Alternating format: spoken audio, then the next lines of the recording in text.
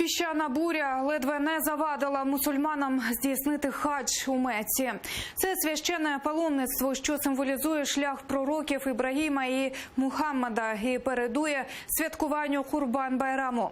Стихія посунула на місто, коли паломники мали йти на молитву до гори Арафат. Зрештою, все обійшлося.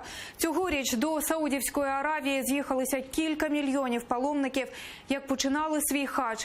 Дивіться далі в сюжеті.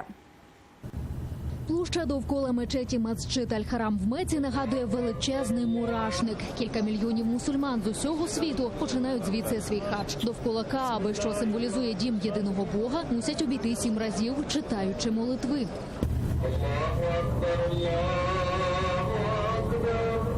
Далі мусульмани мали б вирушити до гори Арафат, що за 20 кілометрів від Мекки. Замість цього сотні з них збирали намети і речі в тимчасових таборах. На місто посунула піщана буря.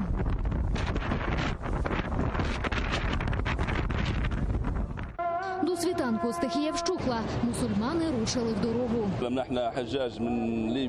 Паломники з Лівії, з усього світу зараз піднімаються на гору Арафат. Це найважливіша частина хаджу. У нас у всіх піднесений настрій. Ми молимося за всіх мусульман світу. Ранок в долині Арафат почався з молитви однієї для всіх. Вона об'єднала людей з різних країн, хоча кожен і просив нині про своє. Ми молимося, щоб Аллах повернув людям мир, і їм жилося краще.